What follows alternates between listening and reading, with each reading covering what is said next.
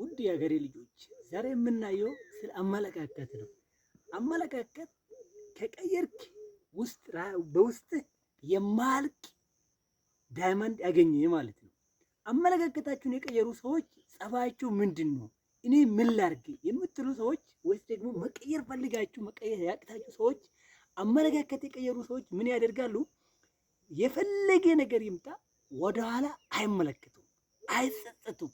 ስለ ትላንት በቃ ቀበሩት፣ አለቀሱት፣ ጨረሱት። በቃ ስለ ትላንትና በፍጹም አያስቡ።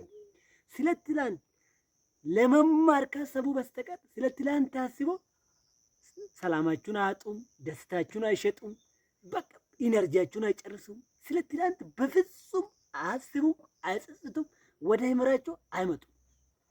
አመለካከታችሁን ያስተካከሉ ሰዎች ማለት ነው። አመለካከታችሁን የቀየሩ ሰዎች ደግሞ ዛሬ ላይ ሆኖ የፈለገ ችግር ቢያጋጥማቸው ተራራ የሚያክል ችግር እነሱ ላይ ዱብ ብላቸው በቃ ያ ችግርን ለሰው አካፍሉ፣ ዝም ይላሉ። ከዛ ያ ችግርን ለማሸነፍ እሱ ጋር ፍልሚያ ይጀምራሉ። ጡንቻችሁን ያጠናክራሉ። ከፈጣሪ ጋር ግንኙነታችሁን ያጠናክራሉ። ፕሮግራም ያወጣሉ። ራሳችሁን ቻሌንጅ ያደርጋሉ። ያነባሉ፣ ይረዳሉ። ችግሩ በችግሩ መሃል ሆኖ ጭላንጭልን ይፈልጋሉ።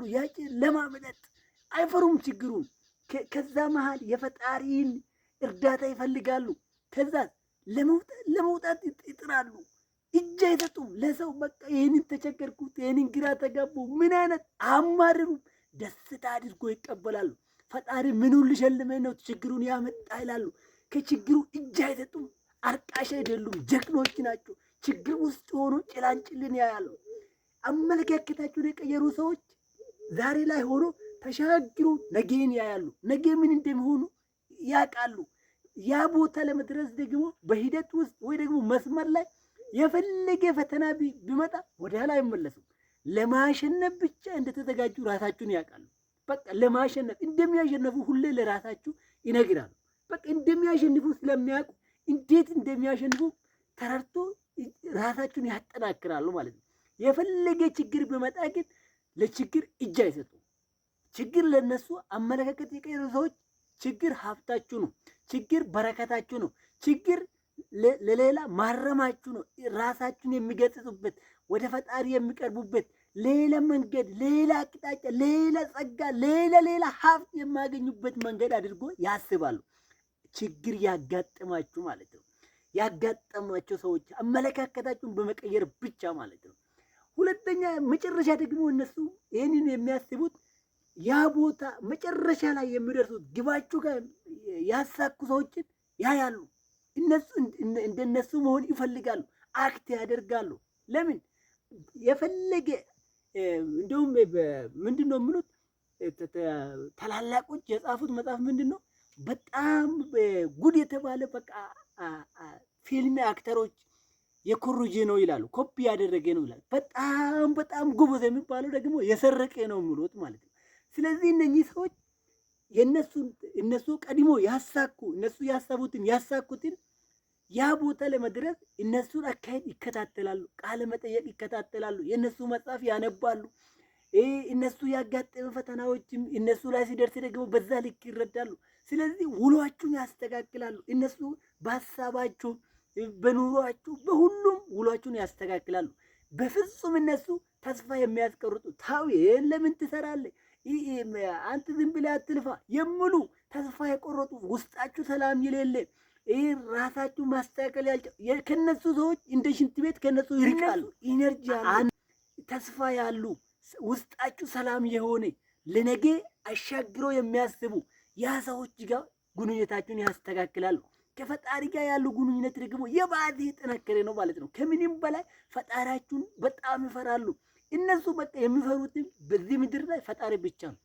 አመለካከት የቀየሩ ሰዎች የፈለገ ነገር ይምጣ አይፈሩም። የፈለገ በሽታ ይምጣ አይፈሩም። የፈለገ ችግር ይምጣ አይፈሩም። ራብጣም አሁን ክራይ ቤት፣ ስራ ማጣት፣ ይሄ ነገር ለነሱ ምንም አይደለም። ለምን ይጋፈጣሉ? ከሰሩ ፈጣሪ እንደሚያግዝ ያውቃሉ። ነገ የተሻለ እንደሚመጣ ያውቃሉ።